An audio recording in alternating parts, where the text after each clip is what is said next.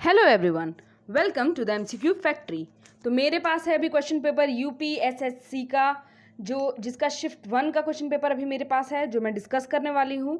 और आप फटाफट अपने आंसर कीज मैच कर लीजिए। और आप बिलीव नहीं करेंगे, इतना सिंपल पेपर था।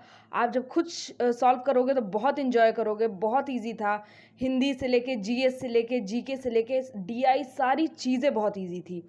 और मुझे तो बहुत अच्छा लगा ये पेपर, तो मैंने सोचा कि शेयर कर दूं ग्रुप में। शिफ्ट 1 तो मैं कर रही हूँ, इसके बाद थोड़ी देर में शिफ्ट 2 भी अपलोड हो जाएगा, उसको भी देखिए, मैच करिए। और जिनका एग्ज़ाम नहीं भी था वो भी देखिए, क्योंकि जनरल नॉलेज के जो क्वेश्चंस आए हुए हैं, जो जीके के क्वेश्चंस आए हुए हैं करंट अफेयर्स के, वो हमारी सीरीज़ जो अभी मैं अपलोड करती जा रही हूँ उसमें से बहुत सारे क्वेश्चंस पूछे गए हैं। तो जाइए, प्लेलिस्ट में अपलोडेड है, मैं यहाँ डिस्क्रिप्शन में भी डाल दूँगी। उन सीरीज़ को देखिए, क्योंकि अगले एग्ज़ाम्स जो आ रहे हैं उसमें वो आपकी हेल्प करेगी। और प्लीज़, जिन्होंने सब्सक्राइब नहीं किया है, प्लीज़ हमारे चैनल को सब्सक्राइब करिए। और मैं फटाफट सॉल्यूशन कराती हूँ, ज़्यादा टाइम नहीं लूँगी, जल्दी जल्दी सारे आंसर्स बताती जाऊँगी और आप खुद देखिएगा एग्ज़ाम कितना सिंपल है। और साथ ही साथ शिफ्ट 2 का भी वीडियो थोड़ी देर में मैं अपलोड कर दूँगी। तो ये सीरीज़ ए है और मैं डिस्कस करती हूँ इसके सारे आंसर। तो क्वेश्चन नंबर 1 है, what is the correct chronological order in which the following rulers ruled in India. Chronological order पूछा जा रहा है और इसका करेक्ट आंसर है बी, 4312। मतलब सबसे पहले इल्तुतमिश आए, फिर अलाउद्दीन खिलजी, फिर शेरशाह सूरी, फिर अकबर। ठीक है। Question number 2, which one of the following saint was contemporary of Shivaji. ये तो सबको पता है, संत तुकाराम जो थे शिवाजी के कंटेम्प्रेरी थे। क्वेश्चन नंबर 3 पे आते हैं, who was the first governor general of Bengal. First governor general of Bengal कौन थे? Lord Warren Hastings. क्यों? क्योंकि गवर्नर ऑफ बंगाल रहे थे रॉबर्ट क्लाइव, लेकिन गवर्नर जनरल का जब पोस्ट आया था तो लॉर्ड वॉरेन हेस्टिंग वहाँ के गवर्नर बने थे। अब चरक संहिता के बारे में पूछा जा रहा है। Charak Samhita is a work on polity, medicine, architecture या मैथमेटिक्स। सबको पता है कि ये मेडिसिन से रिलेटेड है चरक संहिता।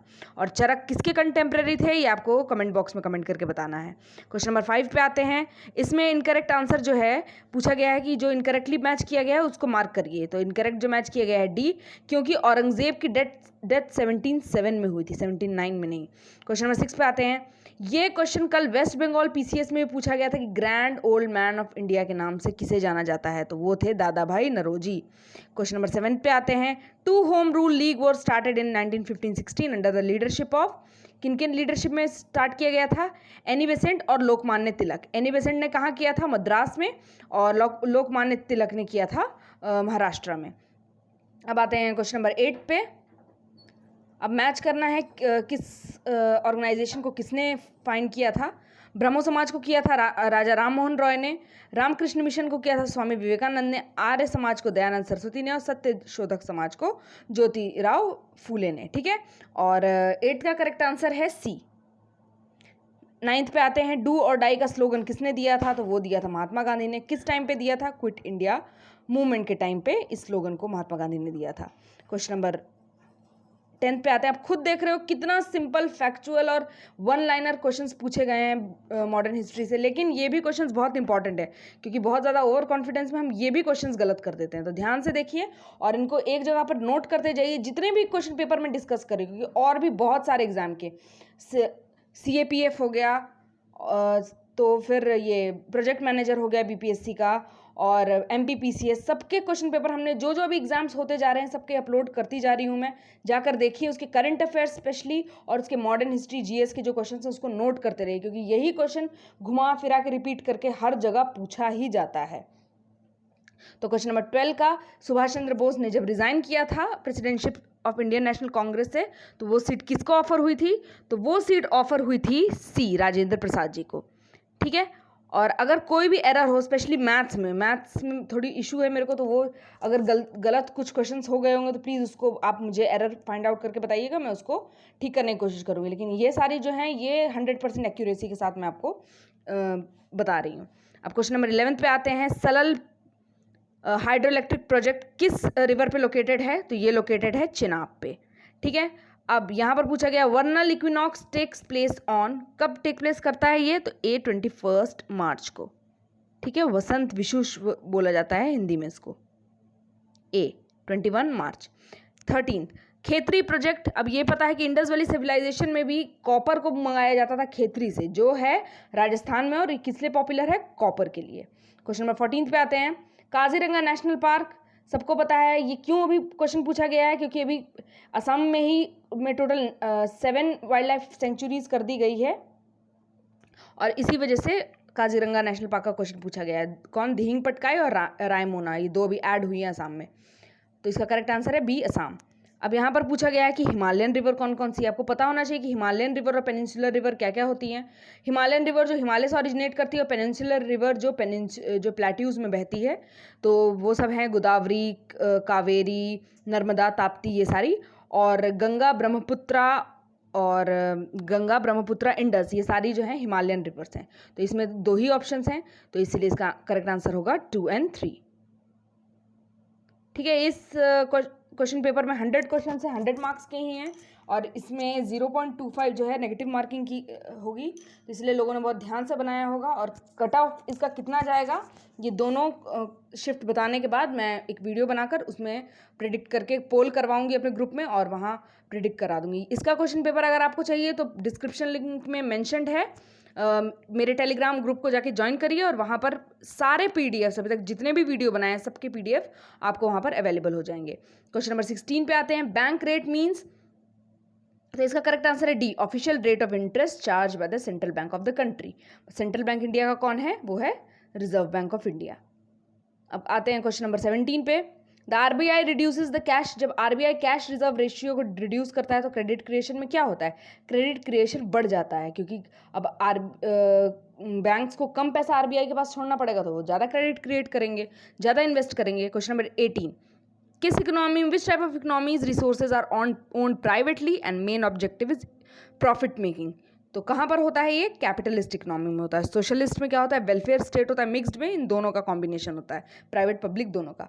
अब यहाँ पूछा जा रहा है 100 रुपी। अब इसमें लोग कंफ्यूज होके फिनेंस मिनिस्टर या फिनेंस सेक्रेटरी मार्क कर देंगे, लेकिन 100 रुपी हो चाहे कोई भी रुपये का नोट हो, वो आरबीआई गवर्नर साइन करता है। जो करेंसी 1-2 के नोट होते हैं उनको फिनेंस सेक्रेटरी साइन करता है। अब आते हैं क्वेश्चन नंबर 20 पे। फीमा क्या है? तो यह है फॉरेन एक्सचेंज मैनेजमेंट एक्ट, तो बी इसका आंसर हो गया। फीमा का आंसर हो गया बी। अब आते हैं क्वेश्चन नंबर 21 में। The public health and sanitation is included in the constitution of India in which list? किस लिस्ट में आता है पब्लिक हेल्थ एंड सैनिटेशन? तो ये आता है बी, कॉन्करेंट लिस्ट में। क्वेश्चन नंबर 22 पे आता है। पंचायती राज सिस्टम कहाँ डिस्कस हुआ है? तो ये डीपीएसपी में डिस्कस हुआ है, और आर्टिकल 40 में। ठीक है, question number 23, right to education, ये भी कितना सिंपल क्वेश्चन है, हर किसी को पता है राइट टू एजुकेशन किस में डील करता है। तो A21, आर्टिकल 21A में राइट टू एजुकेशन है। यहाँ पर ऑब्जेक्टिव रिजोल्यूशन कौन कॉन्स्टिट्यूशन असेंबली में लेके आया था? 24 का करेक्ट आंसर है ए, जवाहरलाल नेहरू। 25 पे आते हैं। In which article of Indian constitution the interest of minorities are covered?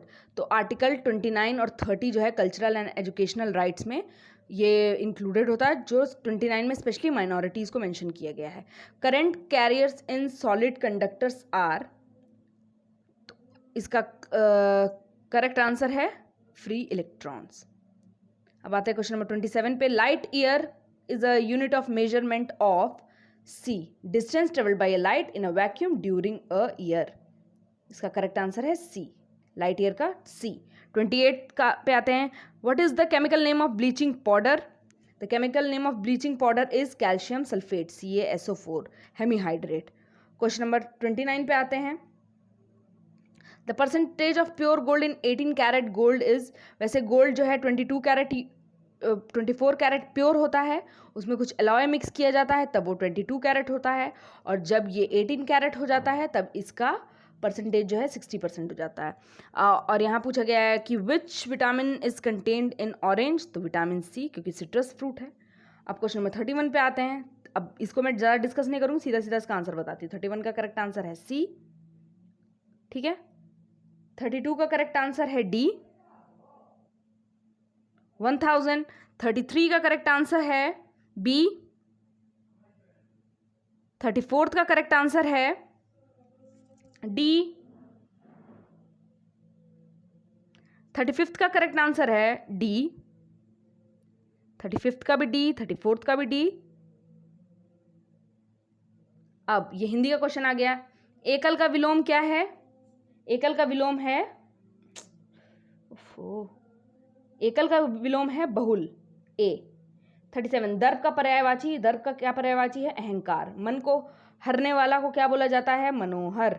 गागर में सागर भरने का क्या अर्थ है? थोड़े में बहुत कुछ कहना। अब यहाँ पर शुद्ध वर्तनी मतलब करेक्ट स्पेलिंग को पूछा गया है, तो महत्वाकांक्षा पूछा है, तो महत्वाकांक्षा ए। अब आते हैं क्वेश्चन इंग्लिश पे, तो इंग्लिश का भी मैं फटाफट आंसर बताते जा रही हूँ। 41 का जो नेहरू वाला क्वेश्चन पूछा गया है, इसका करेक्ट आंसर है 41 का सी, 41 का सी रहेगा, 42 का डी, 43 का सी, 44 का यहाँ सिनोनिम पूछा जा रहा है, तो सिनोनिम क्या होता है फेमस का? पॉपुलर। एंटोनिम ट्रांसपेरेंट का क्या होता है? ओपेक। अब यहाँ पर रीजनिंग का क्वेश्चन हो गया कि ऑर्निथोलॉजिस्ट जैसे बर्ड्स से रिलेटेड होता है, वैसे एंथ्रोपोलॉजिस्ट किससे रिलेटेड होता है? मैनकाइंड से रिलेटेड होता है, सी। 47 पे आते हैं। यहाँ पूछा जा रहा है कि इनमें से कौन सा कॉमन नहीं है? कर्ड, बटर, चीज, ऑयल। तो कर्ड, बटर और चीज ये तीनों तो मिल्क से बनते हैं, और जो ऑयल है वो अलग हो गया। क्वेश्चन नंबर 48 पे आते हैं। 48 का करेक्ट आंसर है ए, ठीक है। 49 का भी करेक्ट आंसर है ए, बुआ होगी उसकी। 50 पे आते हैं। 50 का करेक्ट आंसर है सी, 5। 51 पे आते हैं। In which of the following cities, अब आ रहे हैं ये सब करंट अफेयर्स के क्वेश्चंस हैं, और ये बहुत इंपॉर्टेंट, इसको कहीं नोट करके आप लोग लिख लीजिए, क्योंकि जो भी एग्जाम आप देते जाएंगे ये इधर उधर कहीं ना कहीं से जरूर रिपीट होंगे ये क्वेश्चंस। तो 51 का करेक्ट आंसर है D, Patna. Light house project कहाँ इंप्लीमेंट नहीं हुआ है? पटना। अब लाइट हाउस प्रोजेक्ट क्या है? कमेंट बॉक्स में कमेंट करके मुझे बताइए। Which Indian telecom company is world 5th strongest brand? ये है रिलायंस जियो।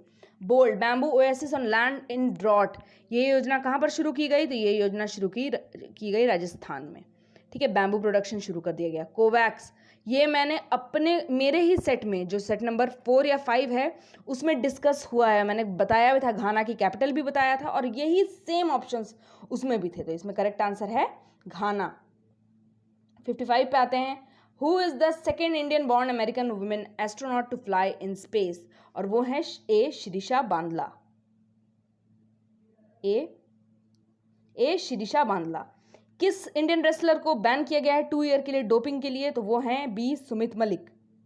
क्वेश्चन नंबर 57 पे आते हैं। Which state in India is first state to implement the end to end e cabinet system? किसने इंप्लीमेंट किया है इंडिया सबसे पहले इंडिया में? तो वो इंप्लीमेंट किया गया है बी, हिमाचल प्रदेश के द्वारा। यहाँ पर पूछा गया which Indian ministry recently launch UDISE plus for 2019-2020? किस मिनिस्ट्री ने लॉन्च किया है? तो ये मिनिस्ट्री ऑफ एजुकेशन ने लॉन्च किया है, बी। 59 पे आते हैं। वीवो के ब्रांड एम्बेसडर अभी कौन बने हैं? तो वीवो के ब्रांड एम्बेसडर बने हैं विराट कोहली, तो A is the correct answer.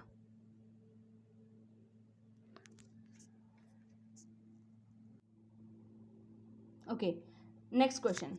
Artificial intelligence based portal SUPACE launched for which court in India? किस कोर्ट के लिए इसको लॉन्च किया गया? C, Supreme Court. How many Indian states share their boundary with Nepal? कितने स्टेट्स शेयर करते हैं? तो शेयर करते हैं 5 state, okay. A is the correct answer. Which of the following is the capital of Costa Rica? मैंने ये चीज़ भी, भले ये क्वेश्चन नहीं था मेरे सीरीज़ में, लेकिन मैंने ये चीज़ भी, क्योंकि मैं हर एक्सप्लेनेशन के साथ बहुत सारी चीज़ें और एक्सप्लेन करती हूँ, तो इसीलिए आपको बार बार रिक्वेस्ट करूँ कि मैंने एफर्ट डाला है, तो मुझे चैनल मोनेटाइज हो या कुछ हो, इससे मतलब नहीं है, लेकिन मैंने एफर्ट डाला तो एटलीस्ट आप जाकर देखिए, क्योंकि वो आपको हेल्प करेगा अल्टीमेटली, और आपका अच्छे से जितने भी 6 मंथ के करंट अफेयर्स है सबका रिवीजन हो जाएगा। तो आई वांट कि आप लोग जाकर उसको देखिए समझिए। और मैंने आज से सारे आंसर कीज भी अपलोड करना शुरू कर दिए हैं, जो वीडियो के एंड में आपको मिल जाएगा, तो आप जाकर देखिए, उसको सॉल्व करिए, हमारे टेलीग्राम चैनल से जुड़िए, वहाँ पर सारे PDFs अवेलेबल हैं, उसको देखिए और उसको सॉल्व करने की कोशिश करिए।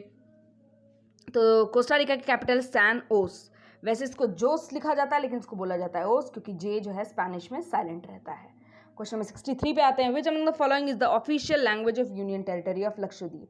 अब इसकी ऑफिशियल लैंग्वेज है बी मलयालम। क्यों मलयालम है? क्योंकि लक्षद्वीप कहाँ पर पड़ता है? ये केरला के पास पड़ता है, इसलिए। कॉन्स्टिट्यूशन ऑफ इंडिया में मैक्सिमम स्ट्रेंथ क्या है लोकसभा की? 550 है। ठीक है, पहले 552 थी, लेकिन अभी जो 2 एंग्लो इंडियंस हैं उनको हटा दिया गया है, इसलिए 550 हो गई है। हिंदी दिवस कब मनाया जाता है? हिंदी दिवस मनाया जाता है 14 सितंबर को।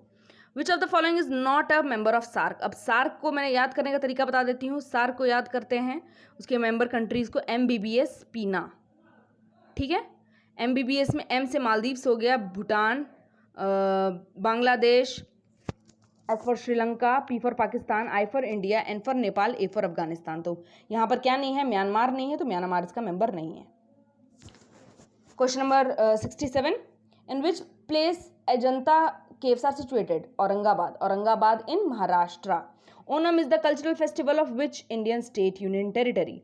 तो ओनम जो कल्चरल फेस्टिवल है वो है केरला का, और पोंगल है तमिलनाडु का। क्वेश्चन नंबर 69 पे आते हैं। कौन सा प्लैनेट क्लोजेस्ट है सन के? तो वो है मर्क्यूरी।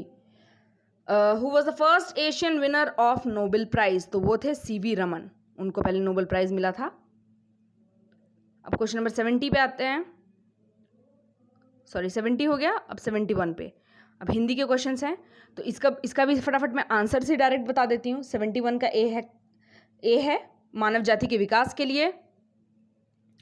72 का है B। 73 का है C, अहिंसा द्वारा। 74 का है D, और 75 का है C। ठीक है, हिंदी का हो गया। एक और हिंदी का क्वेश्चन है, ये थोड़ा डिफिकल्ट है, लेकिन इसका भी फटाफट मैं आंसर बता देती हूँ। 76 का करेक्ट आंसर है B। 77 का करेक्ट आंसर है C।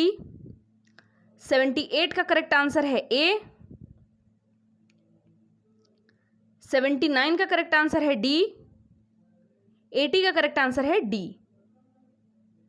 ठीक है, अब DI के क्वेश्चंस हैं, तो फटाफट DI के भी क्वेश्चंस देख लीजिए। इनको भी मैं ज़्यादा डिस्कस नहीं करूंगी, सीधे सीधे इसका आंसर बताऊंगी। और इसमें जो भी त्रुटियां होंगी, प्लीज़, जैसे आप हमेशा मुझे बताते हैं, बोलते हैं कि मैम ये गलत है, मैम ये रॉन्ग है, ये एरर है, तो प्लीज़ वैसे मुझे बता दीजिएगा, तो मैं उसको पोस्ट कर दूँगी। और मैंने भी खुद से सॉल्व करने की कोशिश की है। थोड़ी मैथ्स में मेरे को परेशानी है, तो वो गलत हो सकता है, लेकिन GS GK में ज़्यादा एरर्स आपको नहीं मिलेंगे, तो यहाँ एक्यूरेसी मेंटेन रहेगी। तो 81 का करेक्ट आंसर है C। 82 का करेक्ट आंसर है D। 83 का करेक्ट आंसर है D। 84 का करेक्ट आंसर है D। 85 का करेक्ट आंसर है A। अब आते हैं 86 पे। 86 का करेक्ट आंसर है A। 87 का करेक्ट आंसर है B।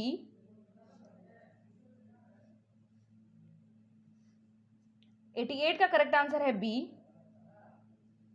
89 का करेक्ट आंसर है A। 90 का करेक्ट आंसर है D।